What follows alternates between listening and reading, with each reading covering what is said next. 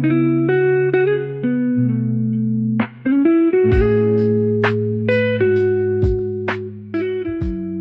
siang Pak, saya ini sebagai perwakilan kelompok saya. Kebanyakan nama saya Jeremy Fletcher. Nah, saya mau menanyakan Bapak sesuatu, tapi sebelum mulai boleh nggak Bapak perkenalan diri dulu? Boleh. Ya, nama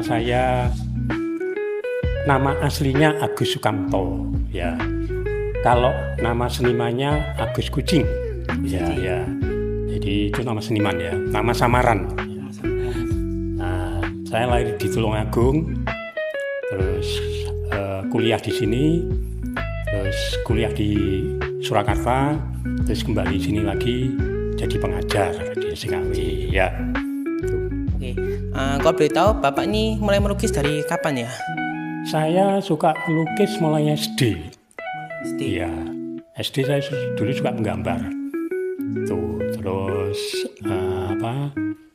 SMA gitu ya, SMA di Tulungagung ikut sanggar gitu ya, namanya Sanggar Pelangi.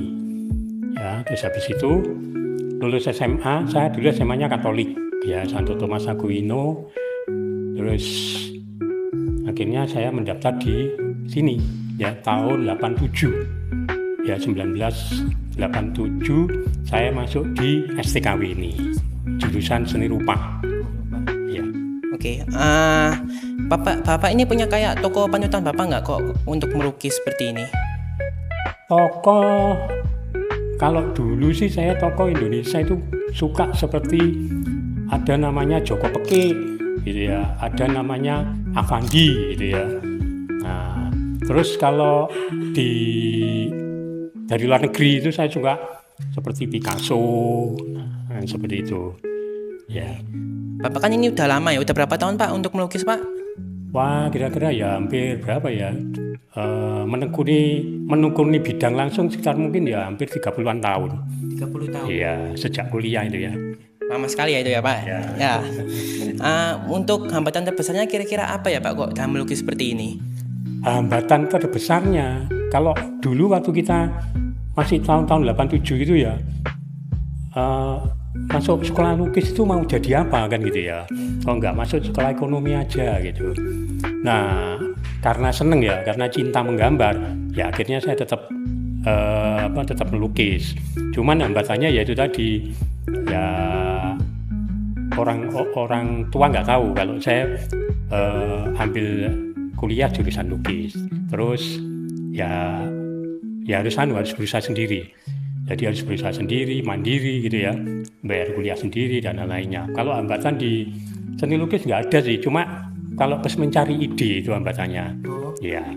Biasanya kok berarti Bapak mencari ide itu bisa bagaimana caranya kok bisa dapat ide gitu? Macam-macam sih. Kalau cari ide itu bisa traveling gitu ya. Umpama bosan di Surabaya ke Bali, pulang ke desa ke Tulungagung gitu ya. Lihat-lihat pasar, pemandangan apa kayak gitu. Kalau di kota kan kita lihat gedung gitu ya, lihat orang-orang urban gitu ya, penjual lontong, penjual sate, penjual apa kayak gitu. Nah, biasanya gitu. Jadi traveling kemana kalau bosen gitu ya, cari idenya. Di sini kan banyak lukisannya Pak. Kira-kira lukisan yang menurut Bapak paling bermakna apa Pak? Paling apa? Bermakna. Aliran saya ini dulu dekoratif itu menghias gitu ya. Nah, sekarang ini aliran saya adalah lebih ke seni kontemporer ya. Nah, seni kontemporer itu seni yang berhubungan dengan budaya kekinian. Tuh, jadi budaya-budaya kekinian apapun gitu ya. Ada pengaruh budaya baru, ada fashion, ada ada dari luar ya, ada dari dalam, ada sosial kayak gitu. Nah, itu bisa menjadi karya-karya seni kontemporer. Tuh. Iya Pak. Berarti kok Bapak saat melukis berarti Bapak senang untuk melukis ya Pak? Iya, dari dulu melukis itu sudah satu kesenangan. Makanya saya senang sampai sekarang gitu loh. Ya. Terus apa sih harapan Bapak untuk masa depan buat seni lukis untuk ini? Buat perkembangan seni lukis ke depannya di Indonesia. Kalau di Indonesia ya sekarang kan seni lukisnya juga maju. Banyak kegiatan, banyak event gitu ya. Banyak perupa-perupa muda gitu. Banyak kolektor muda. Terus banyak kompetisi gitu ya. Nah, ya menurut saya seni rupa di Indonesia nanti akan maju. Sekarang sudah maju. Nah, nanti mungkin generasi mendatang akan lebih maju lagi gitu. Terima kasih ya Pak atas wawancaranya. Baik, selamat siang Bapak. Perkenalkan, nama saya Sia Adriana Jesi. Saya perwakilan kedua dari kelompok saya. Nah, kali ini saya ingin bertanya, ada beberapa pertanyaan untuk Bapak. Menurut Bapak ya Pak, bagaimana hubungan antar pelukis, karya seni dan penikmat seni itu sendiri Pak? Menurut Bapak bagaimana? Ya, kalau hubungan kan pelukis, karya seni dengan penikmatnya ya. Ya, hubungannya itu sebenarnya kalau pelukis, karya seni dan penikmatnya, nah itu mungkin menurut saya hubungannya mungkin sifatnya bisa pribadi. Nah, pribadi itu ketika seniman memamerkan karyanya, gitu ya, karyanya dipamerkan, lalu penikmat melihat, gitu ya. Nah, kalau penikmat melihat lalu mengapresiasi, maka mungkin kalau penikmat tertarik dia akan bertanya. Kalau dia kolektor gitu ya, Pak. dia akan membeli gitu ya, atau dia penyuka seni, dia akan membeli gitu. Jadi sebenarnya hubungannya ya pelukis mencipta, lalu karyanya dipamerkan. Nah, nanti itu hubungan kedekatannya ketika penikmat melihat karya seninya, lalu dia bisa berhubungan dengan pelukisnya. Itu berarti ya kalau dia tertarik hubungannya bisa berkelanjutan gitu ya. Mungkin dia bisa nanti jadi kolektornya, dia mau mamerkan kayak gitu dan lainnya gitu ya. Terima kasih Pak. Untuk yang selanjutnya nih, dalam pandangan Bapak ya, apa yang membuat sebuah lukisan itu mungkin terasa hidup gitu Pak?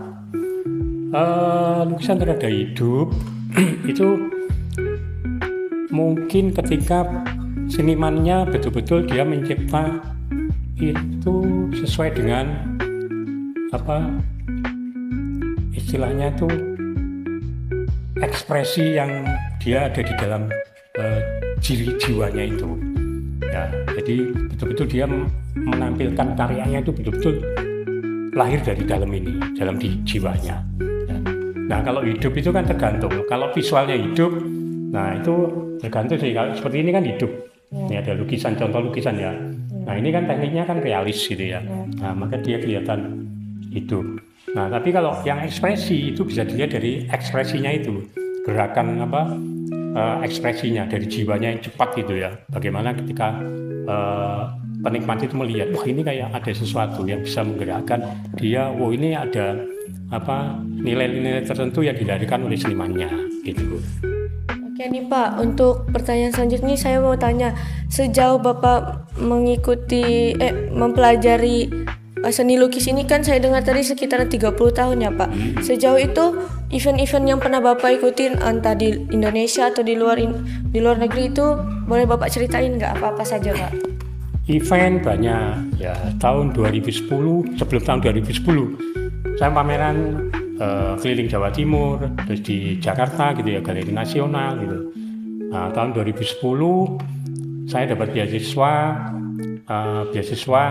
residensi bertempat tinggal dan berkarya di Museum Rouen di Perancis gitu ya, tahun 2010. Terus pulang 2011 dapat beasiswa lagi di museum itu. Jadi di situ berkarya untuk Museum Rouen ya. Terus tahun 2014 balik lagi ke Perancis untuk menyelesaikan beasiswa itu untuk membuat karya seni di Museum Rouen itu. Ya, terus tahun 2016 itu sebelumnya saya pameran di Australia ya, itu di Australia di Sydney kalau nggak salah. Terus pameran di Australia 2016 di Korea, terus tahun 2017 di Taiwan, terus habis itu keliling ke Malaysia, Singapura gitu ya. Terus yang terakhir di Dallas, Amerika, sama teman-teman Koperjati. Oke, jauh-jauh juga ya Pak ini Pak. Ya. Nih dari semua yang Bapak pernah lukis ini ya Pak, ada tidak satu lukisan yang menurut Bapak paling berkesan atau yang berarti gitu Pak? Mengapa itu Pak? Lukisan yang paling berkesan itu ada beberapa sih ya. Nah mungkin yang paling berkesan itu ketika kita masih masa pencarian. Masa pencarian itu kayaknya masih berganti-ganti gitu ya. Nah yang berkesan itu ketika saya di Bali. Saya pernah hidup di Bali itu kurang lebih setahun ya, setahun di sana berkarya sambil kerja. Jadi saya dulu sebelum jadi pengajar, saya dulu adalah pegawainya tahun 1995. Saya kerja di pertelevisian ya, bagian periklanan yang membuat iklan itu ya. Itu di SCTV ya, 5 tahun sana lalu keluar, lalu 5 tahun berarti setelah itu keluar saya dikerja di Samdesain. Samdesain itu internet dan multimedia, jadi desainer ya. Nah di situ ke Ubud, jadi saya kerja sambil lukis di Ubud. Nah yang paling berkesan ketika di Ubud, karena pertama kali saya menemukan karakter saya itu di Ubud. Nah waktu saya pulang saya pamerkan di Surabaya di Galeri Dikasih itu semuanya laku ya, jadi habis dibeli. Jadi pameran dibuka 2 hari dibeli, 3 hari tutup. Itu di Galeri DKS. Nah terus habis itu waktu berikutnya adalah periode yang berganti. Periode yang berganti itu ketika tahun 2010 itu di Perancis itu. Jadi kita gambar di museum itu kok gede gitu. Nah gambarnya itu tidak hanya gambar, tapi harus riset dulu. Ya harus riset di dalam museum supaya nanti antara gambarnya sama benda yang mau dipajang itu sesuai. Jadi kita riset kerja tim gitu ya. Nah terus kita baru gambar. Nah jadi ada pengalaman baru ya. Nah gambarnya waktu itu tentang Indonesia. Jadi tentang Indonesia disesuaikan dengan temanya dia. Tentang tema museumnya waktu itu membuka ruang Asia. Jadi saya salah satu perwakilan yang dipilih untuk mendesain ulang ruang Asia itu. Nah itu selama 3 tahun itu ya, 2014 itu waktu pembukaannya. Jadi ada 2 kesan itu di Bali sama yang di Perancis. Nah yang di Perancis sampai sekarang saya tekuni. Nanti bisa lihat di IG saya ya. Oh iya Pak. Ya di IG atau di Facebook itu banyak karya saya campur. Setelah itu ya Pak, mungkin kalau sekarang Bapak menjadi guru Pak, di belakang itu mungkin apakah Bapak ada buka buat anak-anak les gitu, seni lukis perkiraan? Dulu buka, ya maksudnya les pribadi gitu ya, di studio Ya, tapi. iya, Pak. Sekarang yang buka istri keramik. Oh Ya, iya. dari si Jogja jurusan Kria Keramik. Jadi bikin keramik kecil-kecil lama di studio sana. Jadi kalau saya sudah enggak, sudah ngajar sama berkarya, sama nulis. Ya Pak. Ini Pak untuk pertanyaan yang terakhir dari saya ya Pak. Apa ya Pak harapan Bapak untuk perkembangan seni lukis ke depannya? Mungkin khusus buat anak remaja, anak-anak yang masih SD gitu Pak, TK, siapa tahu nanti ke depannya mereka juga bisa menjadi bapak jadi panutan mereka gitu Pak. Karena sudah bagaimana ya Pak, banyak memberi inspirasi lukisan gitu Pak. Jadi anak-anak mungkin tidak hanya bapak, tidak hanya bapak, ada beberapa lukisan yang lain Pak, pelukis yang lain yang menginspirasi mereka Pak. Bagaimana Pak? Ya kalau harapannya karena sekarang ini sudah terbuka gitu ya, dunia sudah terbuka, bisa lihat di internet ya kan, bisa belajar lewat internet ya kan, dan lain-lainnya. Nah harapannya ya anak-anak nanti sesuai dengan sesuai dengan minatnya. Ya, minat. Oh saya suka grafis, ya silakan mengikuti grafis sampai itu menjadi yang profesional gitu ya. Maksudnya profesional itu betul-betul nanti akan menghasilkan di masa depannya. Jadi kalau dulu zaman saya lah aku sekolah seni lukis itu, ngono ya kan. Iya, Pak. Rambutnya gondrong, ngopo, ngono ya, Iya, kayak kan kayak gembel, ngono kan. Iya.